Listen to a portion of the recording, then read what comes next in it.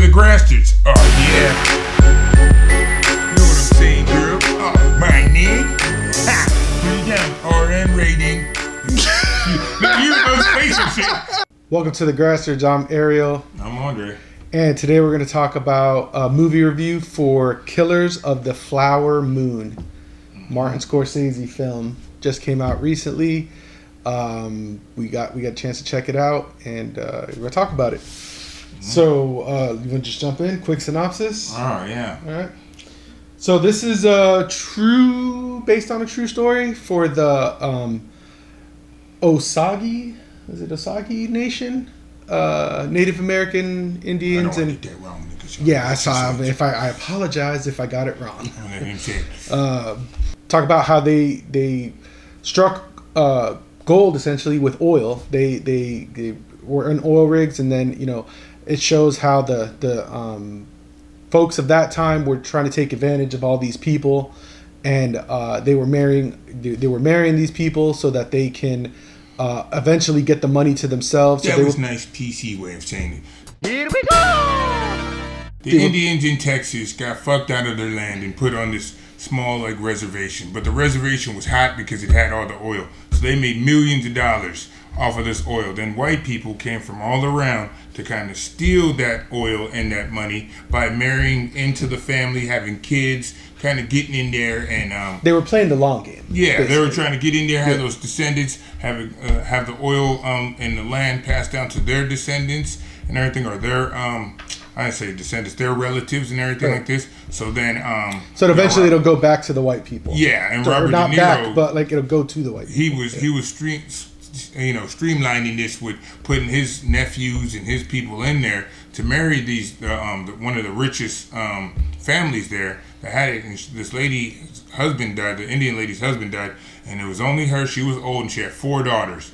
And he had people systematically marry each one of the daughters, and then it just got too long to wait, so he hadn't started getting killed off. Yeah, he was planning the murders of all of these people to women, essentially. Yeah, murders of all these women so that the money can eventually go to him and his family's name, because once they died, they got the wills, they did it. It was screwed up what this guy was doing. And the thing is that he was a likable guy, but he was a dirtbag. Yeah, you definitely just got to know, because he was too much of a silver-tongued snake. Yeah, because he was plotting from the moment he jumped on screen. Yeah. And everything. Pros, acting, man, like you said. Acting, it was top-notch. You have the main 3 people in the movie: Leonardo DiCaprio, Robert Deniro, and Lily Gladstone, who played the Native American wife to Leonardo DiCaprio. Excellent. Yeah, all did awesome. I believed in them. I like the overall story. I like how they mixed it in with the stuff that was happening at that time frame, like Black Wall Street and the Tulsa Massacre. They were talking about that in there for just to give you a kind of picture that white people in this era weren't really nice to anyone that wasn't white, that had it was money. A period piece. It was a period piece. That had money and stuff that they felt that they deserved or something like that. So it was kind of like, I could see this being a hard watch for some, because Yeah, I was going to say that the subject matter is it's tough. It's a tough watch for a lot of reasons, but just the fact in the plotting and everything, it was. But I think it's a pro, because even though I know that we've had this thing with people trying to make white folks feel guilty, this is just history. It's what happened. You didn't do it. It's a telling of history. This is it. The whole world's history is marked with war and people being treated fucked up. But overall, I think this movie was great and everything. Yeah.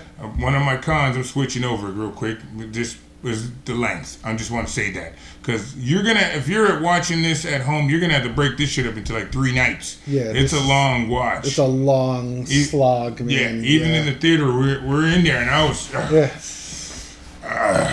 It's a long one. But it's Martin Scorsese, man. His movies are he long. Doesn't know when to generally, end his shit. He likes to keep going. The movie could have been cut by 45 minutes. Yeah, easy. And the story would have got across exactly the way that it needed to get across. I mean, easily. There's just a lot of fluff in this movie. So yeah. So yeah, the acting. I like the story. I like Brandon Fraser had that little cameo in there. Yeah, Brandon Fraser. They had a lot of good scenes. Even the one of the hitmen that they hired to do some shady shit and kill one of the guys in there. He was just like an idiot, but he's like a lovable idiot. Yeah. Like he had 6 kids. He's like, I'm just doing this to make money for my kids, and he was just a nice guy. So it was characters knocked it out of the park. It was a good story. Yeah. I was like I said, switching to the cons again, like just the time and everything. I thought it was too long and everything. Easily cut out 45 minutes. There's some like sitting around the table meals and stuff that you could have just like that served no purpose, just to kind of show the tension growing with the Indians and the white folk of the town.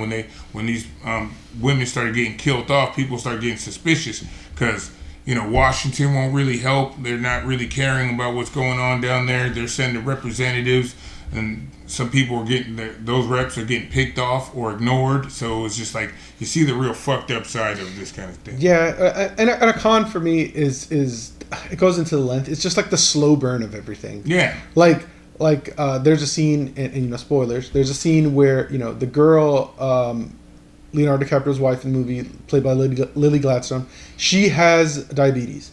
So they're like introducing insulin for the first time to them, and they're putting stuff in her insulin to kind of like slow her down, and eventually kill her off. And then she's like getting more sick when she's taking the insulin, and it's just like a good like hour and a half of this movie. She's like, all right, you gotta take your shot, and then it just shows her like decline.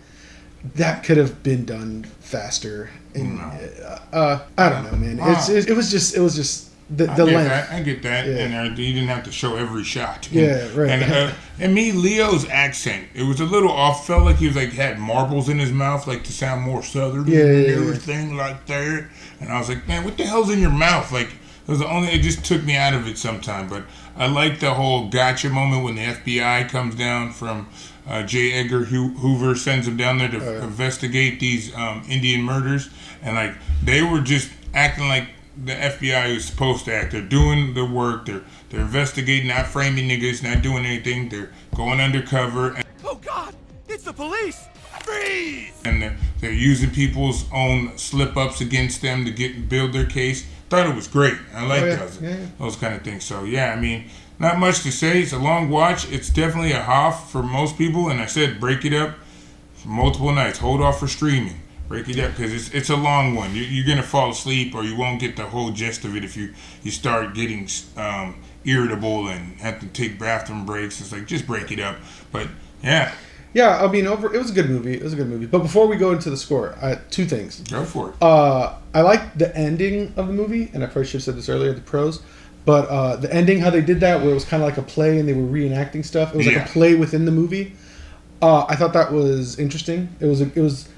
Martin actually came on stage and read the last lines. Right, when he read the last couple lines. I thought that was pretty cool. That was the way they did that.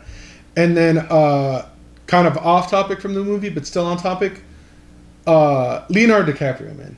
Like, that guy, he needs all the flowers. Yeah, that possible. So, what's your favorite Leo movie besides, not including this one, because I know this one is not everybody's cup of tea, but like, if you had to pick a Leo movie. What's the one he did with the cops? The Departed? The Departed. I love The Departed. That's a good movie. That's a good movie. I love that one. Yeah, that'd probably be my favorite pick, but as far as like roles, you're gonna say Titanic. I know, Jack. No. Share the doors. No. As far as like roles that he played, I like him as Calvin Kennedy, man. In yeah, he nailed that. Like he nailed it. But I just felt like he didn't. The Departed is a better like movie. Yeah, but Django's up there, man. He did kill that role, and they say Samuel L. Jackson had to get on his ass because he was being a little too like timid. Yeah, saying the N word and stuff. Yeah. So I mean, like, suck it up, nigga. It's just another day for us. I was like, oh shit. So I was like, when Samuel L. Jackson tells you to say it, nigga, you say it. All right. Back to the Killers of the Flower Moon. So let's get into the ratings. So what do you give it? I like like you said, the ending and everything. Like I love things that give a little epilogue or a little couple of sentences. Like this shit really happened. Closes the chapter. And these people moved on. They got divorced or something. Like they tell you a little bit of that at the end, so you find out what happens to everybody was well, it was very satisfying to me just knowing the end of it. It didn't just end. So I would throw this one, just because of length and everything, I'm going to knock this down to a solid 7.5 for me. Yeah. Cool. Yeah, I'm going to go 7. It's just a hard watch, man. Like, not only because of the length, so the length plus the slow burn, and then just like what was happening, man. I found myself whispering under my breath like a couple times this movie. I'm like, man, that's fucked up. And it's real stuff, so it's like, but it was tough to watch some of those things, man. It's like damn, man, like these people are like the worst people in the world, man. Greed, man. Yeah. It's crazy what they'll do. Yeah. So if you're into historical movies like that, definitely check it out. If you want to watch, if you're a fan of Leo, Robert De Niro, hold off for streaming. If you don't have the time, if you checked it out, let us know what you think. Yeah, did you like it? 7.5, 7. Do you agree? Yeah. Or are you just gonna be like, it's too long, can't do it? I think it's it's worth a watch. It's worth a watch. Leo always gives you a good watch. Yeah, and De Niro. I mean, exactly. Yeah, De Niro's a legend. So yeah. All right. Well, thanks, guys. Thanks.